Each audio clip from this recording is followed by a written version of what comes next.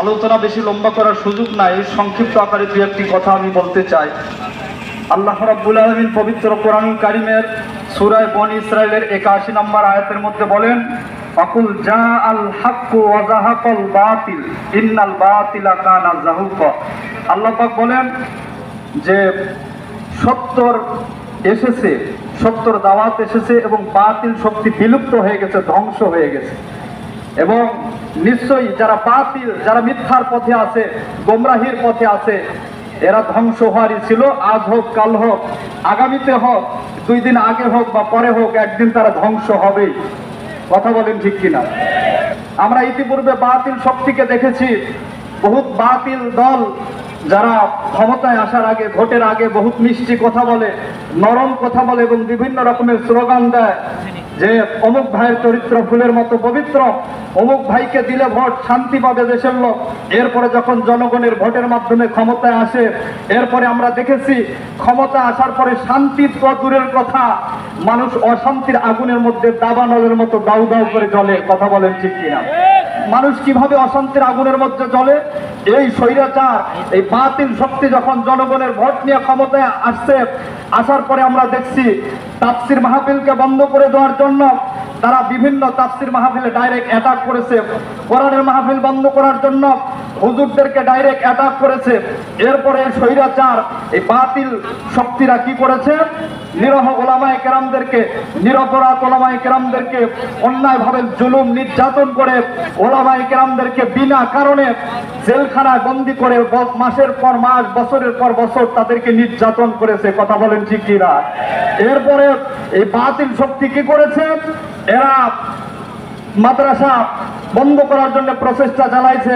এই বাতিল শক্তি কি করেছে? এরা খাদ্যদ্রব্যের দাম বৃদ্ধি করে দিয়েছে। বাতিল শক্তি কি করেছে? এরা শিক্ষার 12টা বাজায় দিয়েছে। এজন্য আমরা এই অতীতের শিক্ষা থেকে, অতীতের বিষয় থেকে, ইতিহাস থেকে আমাদেরকে শিক্ষা নিতে হবে যে আমরা এই সমস্ত বাতিলদের সাথে আর থাকতে চাই না। কথা বলেন ঠিক কিনা? আমরা পূর্বেও ছিলাম না, বর্তমানেও নাই, ভবিষ্যতে আমরা বাতিলের সাথে থাকবো না। আমাদের বাংলাদেশকে আমরা ইসলামী বাংলাদেশ হিসেবে চাই। কথা বলেন ঠিক কিনা? কারণ পূর্বের ইতিহাস খুলে দেখেন, যে সময় ওলামায়ে কেরামগণ, হুজুররা দেশের মধ্যে নেতৃত্ব দিয়েছে, রাষ্ট্র পরিচালনা করেছে, ওই সময় মানুষরা সুখে শান্তিতে বসবাস করেছে। ওই সময় মানুষরা ভালো, তারা তাদের অধিকার পেয়েছে, তারা তাদের ন্যায্য অধিকার বুঝে পেয়েছে। এই জন্য আমরা আমাদের সামনে যেহেতু একটা জোয়ার আসছে, ইসলামের জোয়ার, প্রত্যেক মানুষের মুখে মুখে বর্তমানে ইসলামের কথা আসছে। এখন সবাই বলতেছে আমরা ডিজিটাল বাংলা চাই না, আমরা সোনার বাংলা, রূপার বাংলা চাই না, এইবার আমরা ইসলামের বাংলাদেশ চাই। কথা বলেন ঠিক কিনা? এইবার আমরা চরমনাই পীর সাহেব হুজুরের বাংলাদেশ চাই, এইবার আমরা ইসলামী আন্দোলনের বাংলাদেশ চাই। এই জন্য আমরা চরমনাই হুজুরের সাথে থেকে, চরমনাই হুজুরের নেতৃত্বে থেকে আমরা ভবিষ্যতে এই দেশটাকে ইসলামী দেশ হিসেবে গড়ব। এই কাজে আমরা সাহায্য সহযোগিতা করব। কারণ এই আমাদের বাংলার ভূমি হলো পবিত্র ভূমি।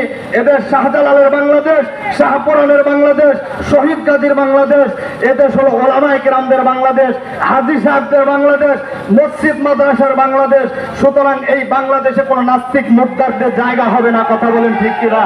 এজন্য আসুন, সর্বশেষ কথা হলো, লাস্ট ফিনিশিং হইল, আসুন আমরা এই আল্লাহর পৃথিবীতে, আল্লাহর দুনিয়ায়, আল্লাহর দিনকে বিজয় করার লক্ষ্যে, রাসূলের আদর্শকে বিজয় করার লক্ষ্যে, ইসলামের রাষ্ট্র বাংলাকে আমরা তৈরি করার লক্ষ্যে চরমনাই হুজুরের হাতে হাত রেখে, আমরা চরমনাই হুজুরের হাতে হাত রেখে ইসলামী আন্দোলনের পতাকা তলে আশ্রয় গ্রহণ করে আমরা বাংলাদেশকে কে আমরা ইসলামী রাষ্ট্র হিসাবে আমরা তৈরি করতে রাজি আছি। হাত তুলে আল্লাহকে দেখান। আল্লাহ পাক আমাদের সবাইকে কবুল করুক। সকলে বলেন আমিন, সকলে বলেন আমিন। এই বলে আমি আমার সংক্ষিপ্ত বক্তব্য শেষ করেছি।